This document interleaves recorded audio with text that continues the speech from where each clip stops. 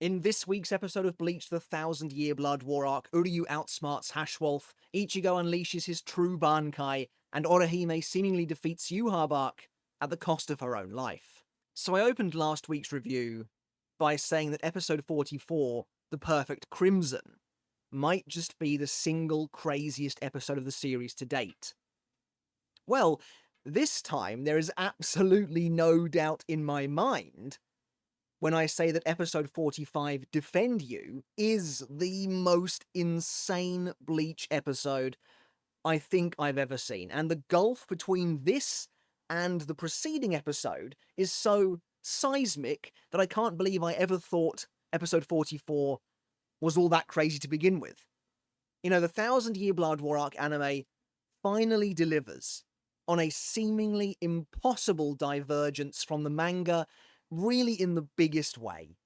And while I went over how I think the next episode will not only follow on from this, but will actually manage to tie in remarkably well to the manga in my last video, go and check that out if you haven't done already, there's no denying that right now, in the moment, this is still a truly unbelievable episode. Not only improving on the manga in every single way, but giving us a true taste of the sheer scale at which this adaptation is willing to push boundaries.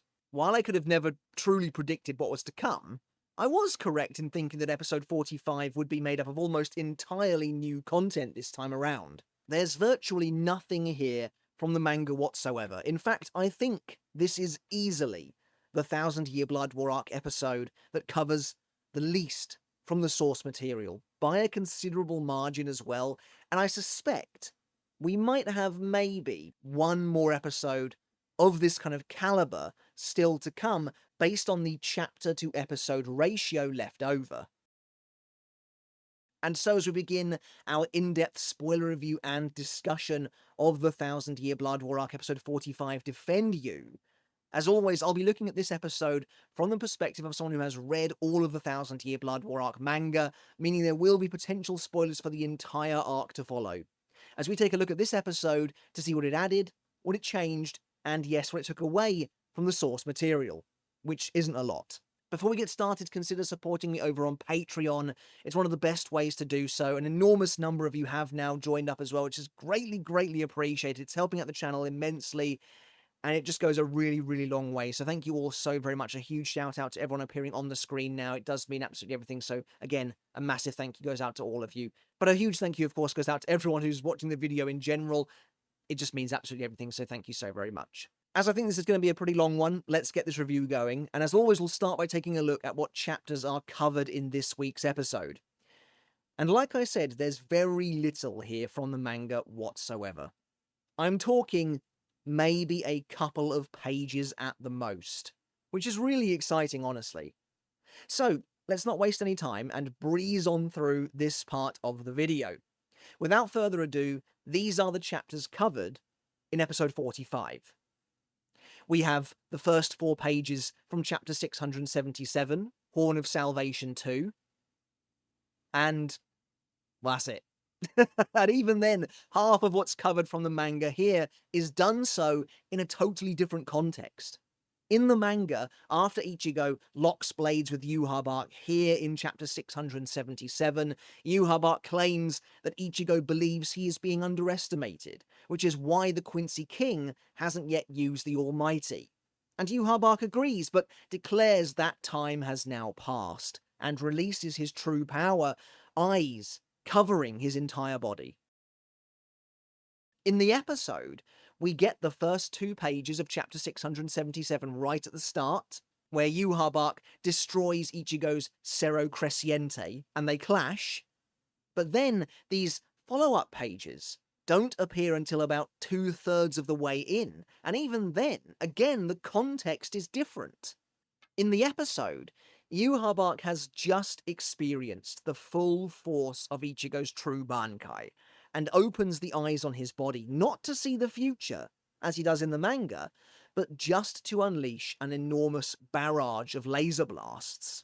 So yeah, like I said, I don't think there's ever been an episode that covers as little as this.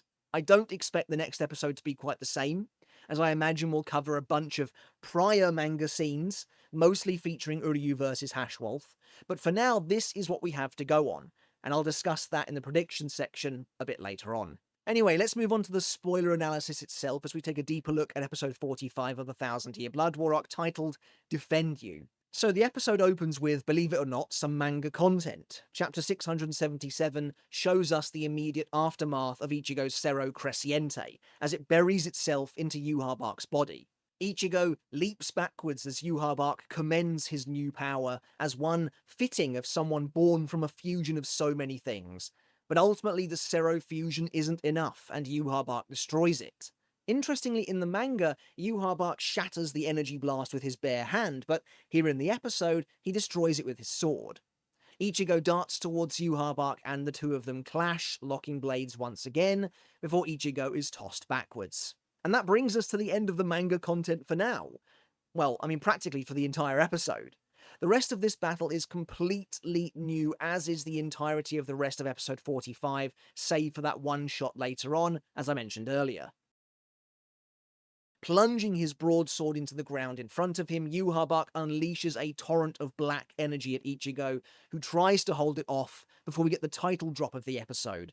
And none of us had the slightest idea what kind of a ride we were truly in for. Moving on, we return to Chad and Ganju versus the Quincy statues. Chad narrowly avoids being crushed underfoot and unleashes La Muerte, annihilating the statues with a single punch. And you know what? I have to give props to Chad here, because there's no doubt that he is being screwed over a bit here. The anime goes out of its way to show us that were the statues not empowered by the Soul King's Reiatsu, Chad could literally destroy them all with that single punch. I joked in my live reaction about him using La Muerte, but it seems it would have easily got the job done. Also, I love the details here, the trademark skull of La Muerte flashing up on screen before being imprinted upon the various statues as they crumble to dust. However, the Soul King's Reiatsu pulls them back together again, rendering the attack useless. Now this is intriguing to me. Was I correct a few episodes ago in speculating that Yhwach is now controlling this power remotely? Or is the Soul King's Reiatsu acting independently of him now that it's inside these statues? Either way, I guess this goes some way to explaining why Yhwach's own body can now no longer be destroyed. The Soul King's Reiatsu is just pulling him back together again, or at least that's my thinking. Renji and Rukia suddenly arrive, Zabimaru carving through several of the statues as Chad and Ganju update them on where Ichigo and Orihime are. As Rukia prepares to battle the statues herself, Renji instead urges her to press on. Rukia runs along the outstretched Zabimaru, which is pretty cool, as Renji creates an opening for her to get past. Renji then tells the statues that they're his warm-up, indicating his own desire to also head to the throne room. This is a funny little moment for a few reasons. It makes me laugh a bit that Renji stops Rukia from fighting the statues and is instead like, no, you can go on and fight the Quincy God King, I'll stay here. While at the same time inadvertently putting Chad and Ganju down by calling the statues they've been struggling with just his warm-up. I also like the little detail that Ganju moves a bit, so that we can see him from behind Zabimaru in this shot. But I have to say, with Renji arriving to help Chad and Ganju, it's pretty clear to me, I would say, that Chad and maybe Ganju will also be making it to the throne room at some point, possibly in the next episode. Perhaps Ganju stays behind to fight the statues, perhaps not, but at the very least Chad will, I think, definitely go with Renji so the main gang can be together, which they weren't in the manga. We then head back on over to Uryu versus Haschwalth, as Uryu is thrown through several rafters on a fountain of chaos energy, covered with bulbous blue eyes. This is a really cool and dynamic shot, especially as Uryu goes flying upwards. As the energy threatens to engulf him, Uryu conjures a massive bow and blasts it to pieces with a volley of arrows. Suddenly, Haschwalth appears beside Uryu, asking him if running away is all he's going to do. Before Uryu can react, Haschwalth stabs him in the shoulder, but Uryu is able to get away and land back on the ground. Uryu readies a wave of his arrowheads and transforms them into a huge arrow, similar to the one he used earlier in the fight and against Renji, albeit with a new animation this time, and launches it at Haschwalth.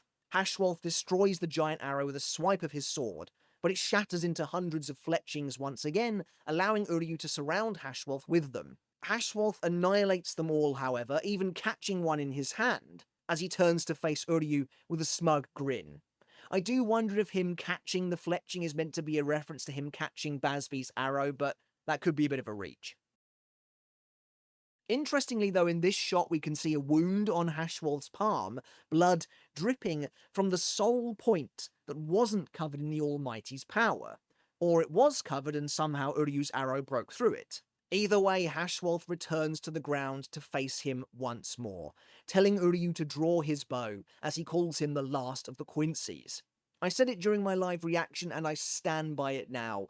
The fact that Haschwalth has started to call Uryu this feels like they are readying Ryuken's introduction. Maybe it's just wishful thinking, it probably is, but I don't know, something feels up. As Haschwalth tells Uryu he'll strike his arrows down and expose everything about him, Uryu replies by asking him to go ahead and try, so long as his sword can even reach him. Who would have thought that not only would they completely remake Uryu versus Haschwalth, as many of us did expect, but that it would then turn out to be basically the longest fight of the arc so far. Anyway, we return to Ichigo and Orihime versus Yhwach, as Ichigo, now wielding his Horn of Salvation form of course, blasts around the throne room. And again, I have to say that this episode looks truly wonderful. I mean, this is top tier stuff. In fact, I think pound for pound, this is probably the best looking episode of the entire 1000-Year Blood War arc, hopefully so far. Little details like Orihime's hair suddenly flowing in the direction that Ichigo flew by, it's great stuff. And while it would be lovely for the last 5 episodes to maintain a quality bar like this, I'm not necessarily expecting that. But that being said, in terms of art and animation, I would say every single episode this core, barring episode 3, has looked really wonderful. So I'm optimistic they'll be able to keep it up to some level. As Ichigo and Yhwach duel in midair, they leave trails of power behind them in the sky like glowing, colourful streams of light. It's a cool effect. Ichigo manages to carve through Yhwach, splitting his body in two, but Yhwach spirals around him, telling him that the Soul King's power is a vortex of chaos like no other, which again perhaps goes some way to explaining how Yhwach can now exist in the way he does. As they clash again, Yhwach sends Ichigo flying before aiming a torrent of energy at both he and Orihime. Orihime tries to block the attack, but Yhwach's power demolishes her shield. Orihime looks on in horror as she sees Ichigo being held aloft by Yhwach's power. Despite his new form, he's found himself completely in Yhwach's grip. This is similar to the manga in a sense, because as soon as Ichigo hits Yhwach with the Sero, Yhwach unleashes the Almighty and instantly turns the tables. In the manga, Horn of Salvation is only good for like a few pages at best. Here, though, Yhwach is actually overpowering Ichigo through the sheer might of the Soul King's power. And of course, crucially, in the anime here, Horn of Salvation isn't done quite yet either. But as Yhwach holds Ichigo in the sky, Yhwach asks Ichigo what power is. And here, the anime does a wonderful job of showing us just how these two characters, these two opposing forces who both wield enormous power, couldn't be more different. How their worldviews are a complete dichotomy, and how Yhwach spits on not only Ichigo's beliefs, but his entire journey so far, his reason to fight. Yhwach says that he imagines Ichigo believes power is to be used to protect, but that is weak power. Yhwach, however, believes that power, true power, strong power, breaks men, brings the world to its knees, and rules all over it. By the way, can we finally put to rest this idea that Yhwach was ever this truly altruistic guy who cared deeply for the Quincy's? Maybe at some point there was an ounce of truth to that, but everything we have ever known and seen of Yhwach has always pointed to this being his one truth. Right back to when we saw him sacking Basby's family's castle, brutalizing and murdering Quincy's by the hundreds, unless of course they unified under his solitary banner. Yhwach wants the power to break his enemies, to bring them to their knees, and to rule over their world, which is what he did with the Lichtreich. He's a warmongering conqueror and always has been. Years ago, I said that what I found to be the most interesting about Yhwach is that he is a cancer on the Quincy race. Without him, they almost certainly would have fared much better. But he bends them to his will under this guise of the caring all-father who has their best interests at heart, when in reality they are just tools in his much larger game. Interestingly, there's a definite parallel here between Ichigo and Uryu, with Ichigo appearing to be entangled in Yhwach's power in the exact same way Uryu was held in Senjumaru's Bankai. But as Yhwach denounces the power to protect as a deception, Orihime, from the ground far below, wants nothing more than to protect Ichigo. Yhwach drives his sword through Ichigo's heart, seemingly killing him, and this is kind of nuts, honestly, because it does seem to represent a real change in how Yhwach is approaching this final battle when compared to the manga. Honestly, in the manga, it never really felt like Yhwach was actually trying to kill Ichigo until right at the very end. Prior to that, it seemed as though his main goal was to take his power back from Ichigo instead. And I kind of wonder if the anime is going to keep that moment or not, as of course it leads directly into that final controversial Owl's Valen. Orihime heals Ichigo, bringing him back to life. Now again, I want to stop here for a moment. Whether or not Orihime can actively bring people back from the dead has been a long-standing question among the community for years, with most people, rightfully so, looking to Menali Malia as the big example of yes, she can. But it kind of felt like Kubo maybe dialed that back a little bit, as if maybe to create a more organic narrative through line for the growth of her power. Make it so that maybe she can't bring people back from the dead, at least not as early as the Urankar arc. As Orihime is never shown achieving that kind of healing again in the manga, even looking around at a bunch of murdered Urankar and basically being like, well, nothing I can do at the start of the 1,000-Year Blood War arc. But here, it makes sense for her to be able to do this now. She's currently at the apex of her powers, having trained rigorously during both the Lost Agent and of course the 1,000-Year Blood War arc as well. As Yhwach stabs Ichigo again, Orihime heals him again, rejecting everything behind her barrier, which includes Yhwach's sword, and so it shatters like glass. Realizing Orihime might be an annoyance, Yhwach turns his attention to her, and this is where things start to go off the rails.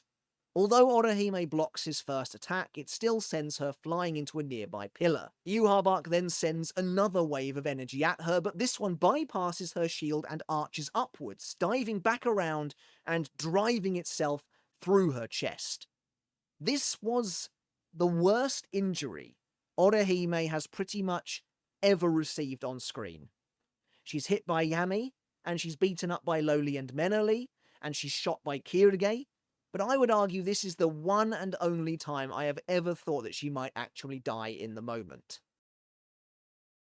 In the manga, we see that Yhwach injures Orihime at some point, but we never see how or why. But this, of course, would only be the beginning. I had no idea what was waiting in store, and would be the prelude to one of the most intense and visceral scenes yet, which I think is made all the more haunting again by the fact the character being attacked and savaged and nearly killed is almost always kept free of the fighting. As Ichigo turns horrified by what's happened to Orihime, Yhwach opens a massive hole in the boy's chest, which is extraordinarily similar, by the way, to what he does to him during the final battle, only for it to turn out to be aizen. Which makes me wonder, is this a reference to the final battle, or is this no longer happening in the final battle? It's a little bit like when Robert faced off against Byakuya in episode 23, and he kind of screamed about wanting to kill Byakuya and then Ichigo. And I said in my live reaction at the time, they used the shot of Robert from when he's killed in the manga. And I wondered if maybe that meant that they weren't going to have his death scene anymore, and lo and behold, I was right. So I'm wondering if the same thing is happening here. Yhwach opening this hole in Ichigo's chest. I mean, it's exactly the same as what happens in the final battle, so maybe that's not going to happen there anymore, but I don't know, I would be surprised, because again, it leads into the Aizen reveal, so I guess I'll have to wait and see. But Orihime manages to heal him again, and by the way, it is incredible the speed at which she's healing now too, even back in the Lost Agent arc, which isn't that long ago really in universe, when healing Ichigo during his training with Ginjo, she seemed so much slower overall, to the point where Ginjo grew impatient and tried to attack Ichigo, only for Orihime to stop him. But Yhwach at last turns to Orihime, clearly having had enough, and demands she show him her power, if this is how she wants things, until there's nothing left. I'll be honest, this is the first episode where Yhwach has felt genuinely scary, like really like no Bleach villain before him. There's a true relentless bloodlust to him here, and it works very well. The stakes feel immense in this otherwise very intimate and personal episode. Yhwach impales Orihime again and again, almost killing the girl multiple times. That first hit, the energy blasts right through the pillar. I would argue that's a more severe version of what happened to Sasakibe, but each time she rejects the damage and manages to heal herself, bringing herself back from the brink of death. But it's clearly taking a massive toll. You only have to look at some of the screens to see that this is an episode that's really like no other. Orihime just lying there in a pool of blood, a sinister red light beaming down upon her. I'm very glad as well, by the way, that we've transitioned to this deeper crimson, as opposed to the obnoxiously bright pink now that the ceiling has been destroyed. This looks much better and fits the tone of the fight far better as well. Also, I have to give incredible kudos to Orihime's voice actress. We've spent so many years with her, but I never would have figured she was capable of this, or that Orihime was. I never would have anticipated hearing this guttural, dying breath escaping her, while she barks and roars her commands, clinging on. Really, this is unbelievable to see even now. Yhwach seems, I would say, genuinely curious at this point how far Orihime can go. He decapitates Ichigo when he keeps calling for her to stop, but Orihime rejects the injury again.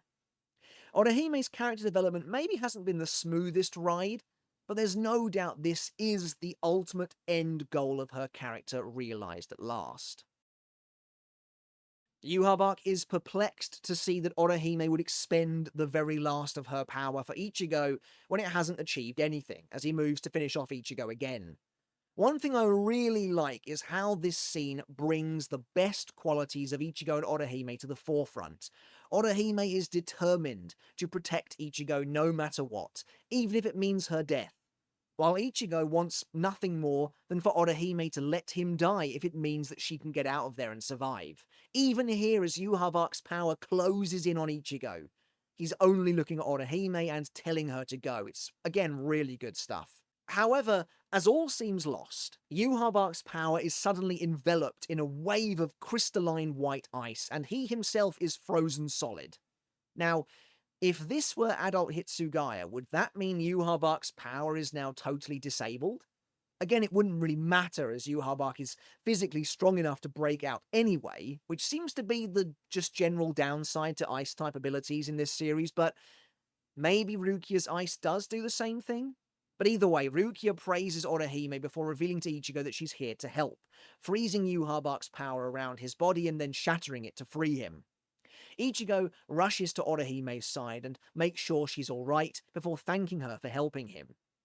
Now, this next little bit is again quite interesting. Ichigo and Rukia prepare to take on Yhwach together, but we get a brief moment of their classic Bleach banter first.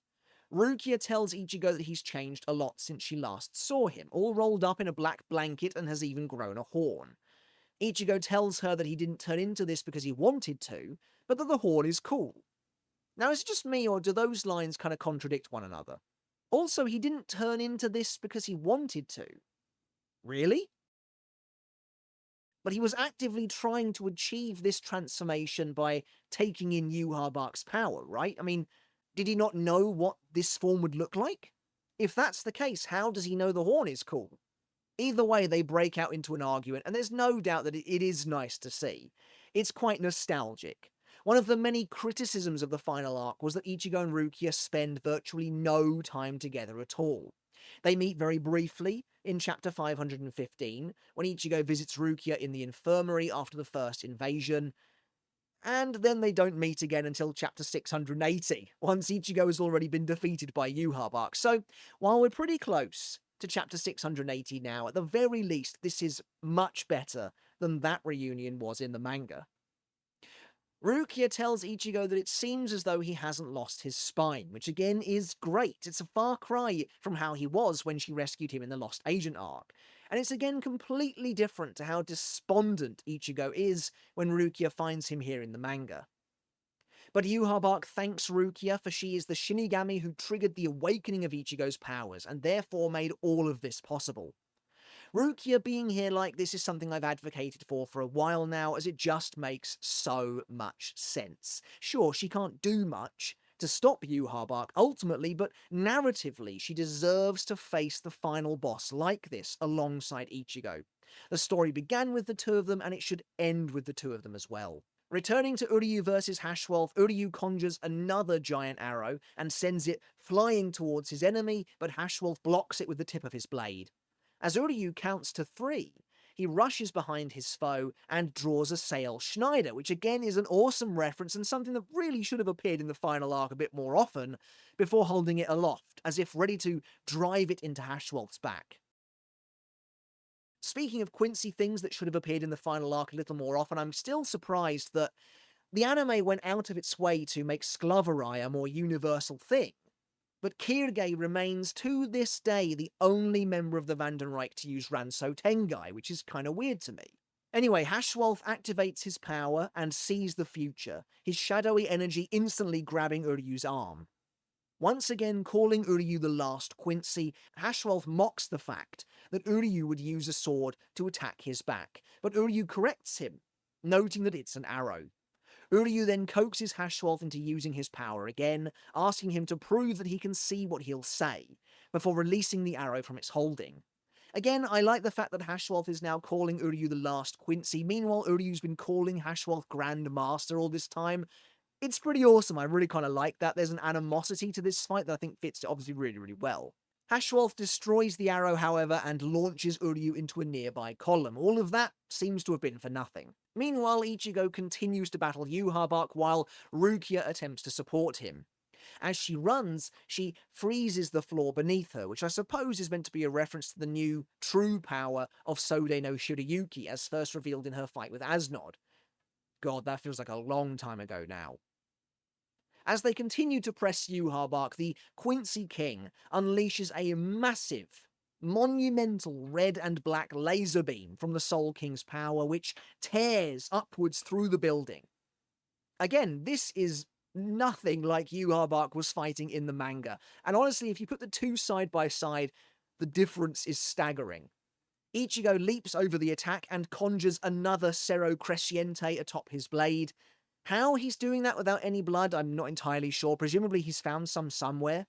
But in an awesome piece of battle choreography, he slings the massive Getsuga Cerro fusion downwards in a wide arc upon Yhwach, who raises his blade to block the oncoming attack. As he does, Rukia launches a wave of ice at him, which freezes Yhwach in place. Ichigo then rushes him from above, while Rukia attacks him from the side, the two of them closing in to finish the fight. I've got to say I felt a little weird watching this sequence because it's getting dangerously close to my own version that I kind of rewrote of this fight a few years ago now. And I talked about it in a video as well at the time. But basically my idea for rewriting this portion of the battle back in the day was that all of Ichigo's friends would be involved here. Ichigo, Rukia, Renji, Chad, Orihime, maybe Uryu, I wasn't sure about that one, whether he was still fighting Haschwalth or not, but ultimately they would all be fighting Yhwach together. They would come close, inches away from overwhelming and defeating him, but he would ultimately turn the tables and win. Although this is only maybe half of that sequence, it's getting kind of close, it's kind of weird really, but it's pretty cool. Before they can land their strikes, however, additional eyes open on the Soul King's power and lasers rip through both Ichigo and Rukia, sending the two of them crashing to the ground. Looking around at her fallen friends, Orihime continues to lament that her power is so weak, to wish for greater power. If only her power wasn't so weak, they wouldn't have to suffer. First of all, Orihime, I think you're being a little hard on yourself. I don't think you can really consider your power to be weak, even prior to what we see you do at the end, since you're taking on the Soul King himself. And secondly, I did think this was all leading to some kind of a power-up for Orihime, and in a sense, I guess that's kind of correct. I mean, technically it's not, but you get what I'm saying. But as Orihime holds her hands up, Yhwach advancing on her with his churning, tumultuous power swirling all around. She suddenly closes her eyes, perhaps ready to die, along with Ichigo and Rukia, her outstretched hands quivering. And again, I can only say it in so many ways, but this is genuinely incredible stuff, on a level that I would have never envisioned. There's emotion, there's stakes. This is a hard-hitting episode in virtually every single way, even just a small character moment like this, like Orihime wanting to continue to fight, but the fear is almost overcoming her, the despair. It's so well done, it's unbelievable to be honest with you. Before Orihime can do anything, however, Ichigo reaches out and places a comforting hand upon her arm. The battlefield falls quiet. Yhwach conjures a Quincy cross of chaos power, a singular eye opening in the center of it, and from it unleashes a frankly ridiculous laser blast that swallows up the entire battlefield, completely decimating what was left of the top of Silburn in a colossal explosion. When analysing the final trailer, I thought this was a Sero. I would have never believed this attack was coming from Yhwach himself. As Yhwach stands amidst the rubble and smoke, he bids Ichigo farewell before preparing to leave. Where exactly was he going? I'm not entirely sure. I mean, I guess he plans on heading down to the Serete as he does in the manga, perhaps to kill Ukitake and Mimihagi once and for all, and we might see that unfold in the coming episode. But as Yhwach prepares to leave, the pitch black of the sky is split open by a blood-red crescent moon. An incredibly sinister lighting now coats the battlefield, turning everything a deep black and red. Yhwach stops in his tracks and gazes up at the moon, which now hangs low overhead. As the black moon rises, eclipsing the red crescent, we hear Ichigo call it out at last. Bankai. Ichigo's new form is illuminated as a flaming wreath appears around his neck, and he emerges from within the veil of darkness. As he steps forward, the very blackness itself clings to him, peeling away from him in perhaps my favourite effect of the episode, as if relinquishing him from the abyss itself. Ichigo emerges from the deep dark of the endless black. Is this black the same power as the Soul King's, perhaps? And his new appearance is revealed in full. Now sporting a second horn on the other side of his head, burning red chains have wrapped themselves around his neck, his wrists, and his ankles, and he appears shackled by them, the sound of rattling chains on the wind with every step he takes. The stroke of a hollow marking that was once on his face has now evolved to a black mark that covers not only the entirety of the left side of his face, but now also encroaches upon his hair as well. Strangely, however, his hollow-fied left eye has gone, returned to normal, though his eyes do appear to now be glowing red. Ichigo's sword has also changed. For those of us familiar with his true Bankai, it looks vaguely similar, though this one now features a gnarled and twisted, almost bone-like hilt, while the blade itself ends in a flat edge at the tip, rather than a point. The sword also features a burning chain too, which flows from the end of the hilt. Strangely, Ichigo's lost sleeve appears to have returned as well, while he no longer has any of his Oken armor, and his Oken robe on his bottom half is gone as well, which is a shame as I always quite liked that. I'm planning on making an entire video dedicated to Blood Chains Ichigo, so I'm not going to spend too long on it here, but suffice it to say this is a completely new Bankai design. Even the manner in which Ichigo uses Bankai appears to be totally different. Now, I've given my thoughts on what this form really is already, but thankfully we do get a keyword card this week, though in the episode it has been burned beyond salvation. Luckily, friend of the channel Neonzel was on hand to provide the cleaned up version, and it reads as follows. This is the ultimate form that Ichigo Kurosaki, having awakened the hollow sleeping within him and undergone a half-hollowification, transforms into along with his Zanpakuto when he unleashes his Bankai. He is adorned with two horns reminiscent of complete hollowification, and spiritual pressure in the form of blood chains emanates from his neck, hands, and feet. During his battle against Yhwach, who had absorbed the Soul King, he manifested a new dimension of power in terms of spiritual pressure, physical abilities, and reaction speed.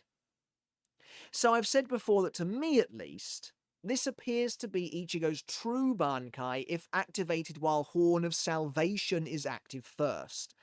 And again, I've predicted in the past that an Ichigo truly in control of all facets of his power will be able to call out various different forms based on the different forms of his power, perhaps with their own version of Shikai and Bankai. For example, Ichigo's normal pure Shinigami power is manifested in his true Shikai that we've seen all along, and the true Bankai that we've seen in the manga. When he draws out his hollow power as well, his true Shikai transforms in accordance. Now, the Shinigami Hollow Blade is pure white. This is the Hollowfied True Shikai, and now what we're seeing here is the Hollowfied True Bankai. I have to assume, therefore, that he'll also be able to do this with his Quincy powers one day as well, and therefore might be able to draw out a Quincified True Shikai and True Bankai. In my live reaction, I said that that might not be possible, due to his Quincy powers being separate from his fused Shinigami and Hollow powers, but on reflection, I'm not so sure anymore, because, truth be told, they're not separate. I was wrong. It's all Ichigo's power, as stated in The Blade Is Me, and reflected in the fact that Ichigo's true Zangetsu also features a Quincy blade. It's just smaller than the other one. So it stands to reason that, say the situation was reversed, and Ichigo unleashed his Quincy power instead of his Hollow power against Yhwach, the shorter Quincy blade would change in true Shikai instead of the other one, and then he would achieve a different form entirely again in true Bankai. It's complicated, but I hope that makes sense. Again, we'll go over this in a separate video, but the crux is that this is his true Bankai, yes, but a hollowified version. It's interesting that they are showing this as our first look at his true Bankai, and it kind of makes me wonder how the purely Shinigami true Bankai will actually come into play. Maybe Ichigo simply disengages this form next time when he realizes Yhwach is dead. But the core of his true Bankai still remains, both literally and figuratively. There's still clearly a black interior beneath the white outer shell, but the actual appearance of the shell is totally different. Anyway, as Ichigo appears, Rukia says, "I see. So that's your Zangetsu." I assume what she means by this is that she is witnessing the true fusion of Ichigo's Shinigami and Hollow powers right before her eyes, and of course that is the essence of Zangetsu, or White, himself. Yhwach declares that he will force all of the power that Ichigo possesses to yield before him, unleashing a volley of red and black lasers that screech towards his target. The sound effect on these lasers, by the way, is really cool and kind of eerie. It's almost like they cancel out the audio surrounding them or something, but Ichigo simply lifts his blade and blocks the oncoming attack, not just with his sword, but with a net of interlocking burning chains that we can see spread out behind him on all sides. The chains are interesting, and again, I'll talk about them more in another video, but I won't lie, I definitely thought of the Hell chapter as soon as I saw them.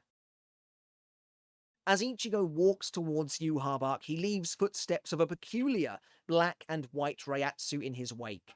Again, this kind of feels like another callback to Yamamoto, who was also leaving flaming footprints where he walked while in Bankai. Ichigo suddenly vanishes, blitzing towards Yhwach. He swings his blade at the Quincy King, but Yhwach narrowly avoids it, or so he thinks, but he's suddenly struck by two additional sword swipes which carve through him, leaving a black trail behind. Yhwach conjures a blade of his own and blocks Ichigo's next attack, splitting him in two, only for Ichigo to appear behind him in the sky. Confused, Yhwach notes that he felt the impact of that last one, it wasn't an afterimage. As Ichigo drives his blade down upon Yhwach's sword, Yhwach is shocked to see yet another Ichigo in the sky above. The first Ichigo was a fake, but he still manages to slice right through Yhwach, snapping his sword in two. However, Yhwach seems to realize that despicable spiritual pressure, as he calls it, belongs to the real Ichigo, who is now diving in after the previous clone. Yhwach manifests the Soul King's power upon his hand and blocks Ichigo, sending him flying back.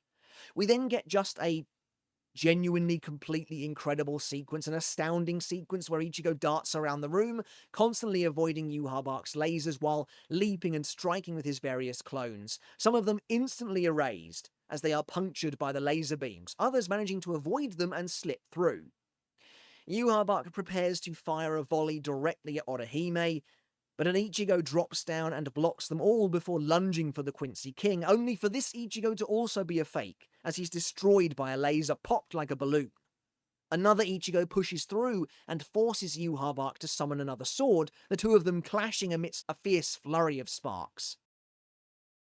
As Yhwach says he can only describe Ichigo's power as being different from that of a Shinigami's, he forces the Ichigo he's currently engaged in to slam into a second Ichigo, driving the two of them away with a swing of his blade. It's here, though, as Yhwach turns, that we get to see what's going on. Ichigo creates clones from himself at an unbelievable speed, quite literally duplicating himself in place, before sending an army of them towards Yhwach. Although Yhwach manages to destroy several of them, he is overcome, and the clones, plus an attack from Ichigo, send the Quincy King spiraling up into the sky helplessly. As the clones strike Yhwach one by one with devastating slashes, the real Ichigo follows them down from the sky, his sword held up overhead, and he prepares to unleash a Getsuga Tensho, the likes of which we have never seen before. With Yhwach seemingly held in place by strands of Ichigo's power, Ichigo unleashes a cross-shaped black and white Getsuga, culminating in an attack so colossal that the explosion barrels across the entirety of Varvelt. It's cool because obviously Ichigo hasn't used Bankai since Core 1, but back there, his Getsuga were also black and white as opposed to the usual gold. Once the flames of the attack subside, they coalesce in the center, leaving behind a gigantic black crescent moon that hangs over the top of the fortress. Easily one of the coolest attacks in the series. A true testament to Ichigo's new power, and for my money, the best Getsuga Tensho the anime has ever done. Finally, dethroning the Getsuga from the Reigai arc, at least in my opinion. All across the battlefield, characters stop to watch the statement piece unfold. Byakuya and Hitsugaya observe the moon, while Nanao also watches from afar, cradling the seriously wounded and unconscious Kyoraku. I really feel like she should probably crack on with trying to heal that enormous hole in his gut, but I'm sure he's fine. This visual is just so stunning to behold that honestly, in some ways, it just makes me feel kind of bad. I'm ecstatic, of course, that Kubo is getting a second chance to tell and show the story the way he wanted, but I can't lie, there's always going to be a part of me that's like, damn, I would give anything to see this in the manga. As the moon turns on its axis, it comes to a stop, leaving a demonic Ichigo in its center point. And yet, despite all of that spectacle, as the moon wanes, Yhwach reveals himself to still be very much alive, albeit in tatters, his body mostly destroyed. Here, we actually kind of return to the manga very briefly, as we get a variation of Yhwach's monologue regarding Ichigo, where he professes to know Ichigo's thoughts. He's underestimating me, I'll take him down in this instant. But it's absolutely crazy to think the manga version of that dialogue is referring to Ichigo using Cerro Crescente, and not this ridiculous Bankai Black Moon Getsuga. But as Yhwach begins to reform, he says that he wasn't underestimating Ichigo. He simply needs to understand him before he devours him. And then, as Ichigo attempts to launch a second Getsuga, we get this one page from chapter 677 where Yhwach reforms, eyes spreading out across his entire body, where he declares that instant, the instant where Ichigo might take him down, has just passed.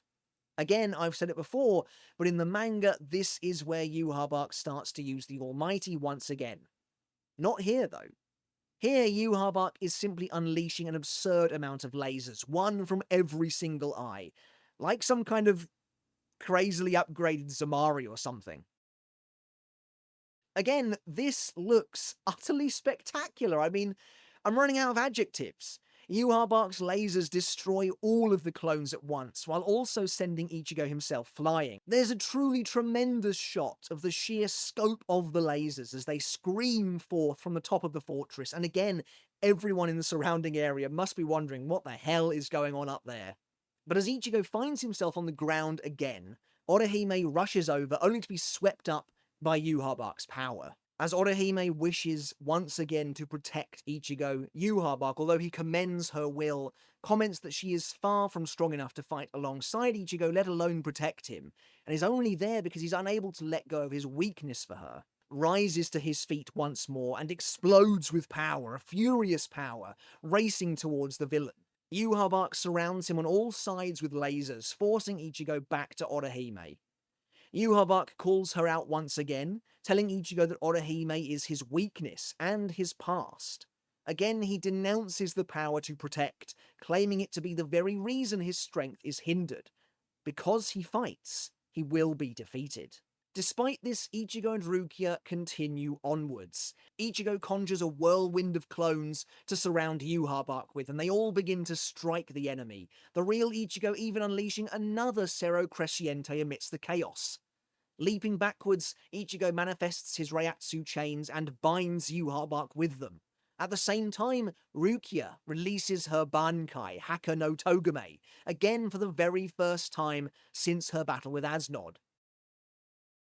It's fantastic to see it. Those of you who have been watching for a while know I was really hoping to see this in action a second time in this arc, and here Rukia transforms into that brilliant design, covering the battlefield in a rushing tidal wave of ice. With Yhwach now frozen from head to toe, Ichigo rushes in to deliver the final strike.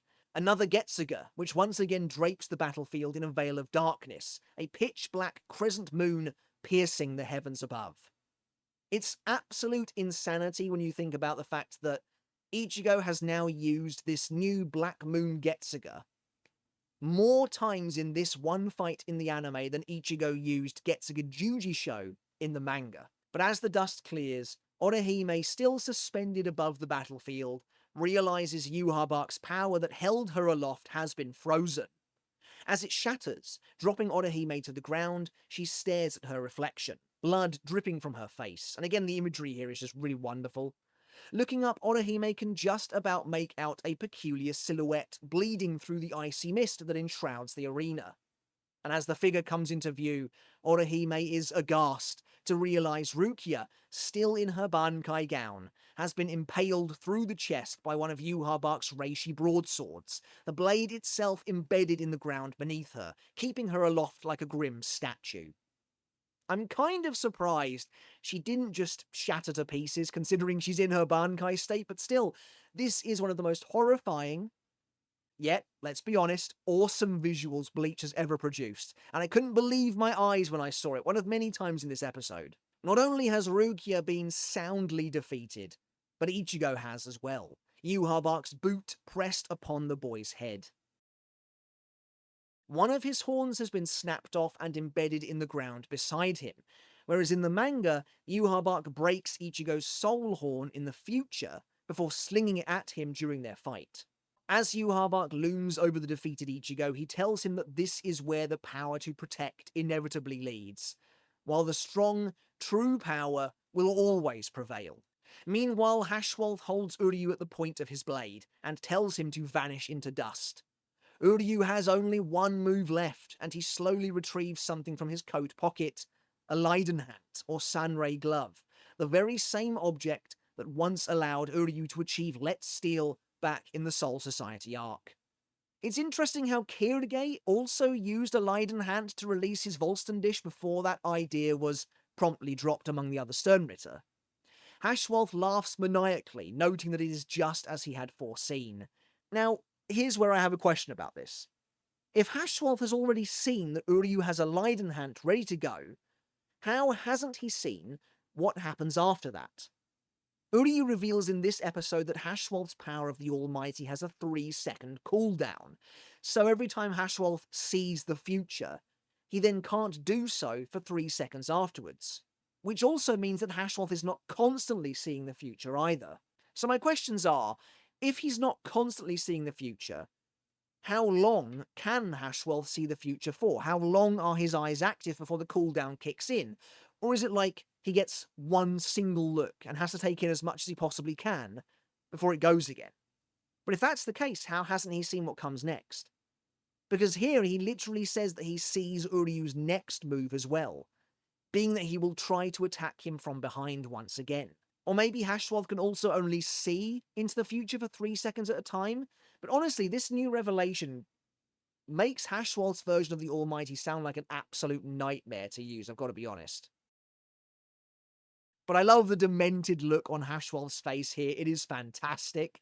But Uryu warns Haschwalth about using the Almighty too liberally and without a plan. Because unbeknownst to Haschwalth, Uryu has discovered the 3-second weakness, and Haschwalth is just using this power without a care in the world. As Uryu puts the Leiden hand on, he warns Haschwalth that doing so will leave him vulnerable, while Haschwalth smirks that Uryu must be referring to the fact that he has already got behind him. And suddenly we see a gigantic Sternenstaub floating in the air behind the Sternritter Grand Master. I'm not entirely sure how Uryu conjured that cross, because I'm fairly sure he has to at least do some kind of action to do so, but there it is. Orihime then gets to her feet, covered in blood, and begins walking ominously towards Yhwach. Again, I've made an entire, almost half an hour long video on this final Orihime sequence, which you should check out if you haven't done already, where I also discuss how I think this sets up the next episode and where I think the episode will go from here. So I'm not going to dwell too long on it this time. But again, suffice it to say that, like the Rukia one earlier, this is one of the most insane visuals I've ever seen in Bleach. It almost feels totally antithetical to Orihime's established character, to see her surrounded by blood as her Rika encircle her. But there's also something about Demon Queen Orihime that I have to appreciate as well. I saw a comment on one of my previous couple of videos saying that the blood was disappearing from the ground around Orihime because she was rejecting it, and while that sounds in line with her thoughts at the moment, I'm not sure that's what's going on, as the blood isn't being rejected, it's not being erased as if it didn't exist, it's being drawn up and around her by the Rika. It's then trailing them at all times. It hasn't like gone back into Orihime's body or anything like that. As Yhwach attempts to blast Orihime, the Rika just casually block the oncoming lasers in a manner similar to how Bankai Ichigo was doing earlier. Returning to Uryu, he unleashes the Sternenstaub, aiming the blast directly at both himself and Haschwalth. Haschwalth sees the attack coming and turns, decimating the giant blue Quincy cross with his sword, all the while removing the Soul King's power from Uryu's body. I guess because he had to turn around, I'm not entirely sure why, but Uryu, bleeding heavily, takes his chance and lunges. While Haschwalth's back is turned, he grabs the Sternritter Grand Master, grasping at his face while holding his arm outstretched. With Haschwalth now helplessly in his grip, Uryu reveals the truth, that he's discovered Haschwalth's weakness. Although Haschwalth barks that 3 seconds won't be enough, he's shocked to see that he is now the one wearing the Leiden Hand. I think it's safe to assume that, like in the manga, Haschwalth has no idea yet what Uryu's Schrift is. Uryu has used the antithesis here, the latest in a pretty long line of sneak peek clues at this point as to Uryu's power. He has used it to swap who is wearing the glove. Next week, I assume we will be getting the battle of their Schrifts as they are formally revealed, as was in the manga. I'm guessing there will be something said to the tune of Haschwalth couldn't use the balance while wielding the Almighty, which I guess makes sense. But Orihime draping herself in a brand new, circular crimson bara, like a membrane, as if mixing her blood into her power, which is what's changed the colour, much in the same way Ichigo does to unleash his Cero Cresciente, by the way, now rockets towards Yhwach. Yhwach boots Ichigo towards the girl, which is pretty savage, and there's a great moment where they pass each other by for just a second. Ichigo unknowingly watching Orihime go to her death. As Yhwach prepares to kill Orihime, wielding his blade, The Rika take the form of a spinning golden halo upon Orihime's head before transforming once more to take their ultimate shape. A huge, six-petaled flower that coats the battlefield in a glistening glow. Yhwach tries to advance but is repelled immediately as Orihime forces him back. Meanwhile, Haschwalth roars that it won't work, but Uryu declares Haschwalth will lose his powers as he breaks the seal on the Leidenhand, a massive pillar of blue light engulfing them both. Last we see of Haschwalth in this episode, he looks utterly horrified as his eyes return to normal, the power of the Almighty forcibly draining from his body. Again, I talked about this in my last video, but I love this moment. I love it so much that I kind of wish this was the end of the fight, though I know it won't be. Now, as to how the Leidenhand works, you might be thinking that if anything, this should give Haschwalth a massive buff. A power boost before it takes away his Quincy abilities, but I assume that's only if you have trained with the glove, as Uryu did. Instead, I think it's safe to assume that activating the glove on someone who hasn't used it yet will simply result in their power being stripped away. There are a couple of other points to make about this as well. Uryu didn't necessarily lose his powers immediately in the Soul Society arc, but here Haschwalth appears to have done so. Secondly, as a Quincy, one would think Haschwalth would also lose his own innate powers too, including his Shrift, but again, I think the anime will use the loophole of the Almighty was blocking his own powers and therefore that's all that was taken. But of course, in doing this, Uryu has inadvertently doomed the three worlds, though he has saved Orihime's life as well. For the Almighty suddenly returns to Yhwach, as Orihime uses her power to reject him completely, engulfing the Quincy King in a pulsing wave of divine gold light.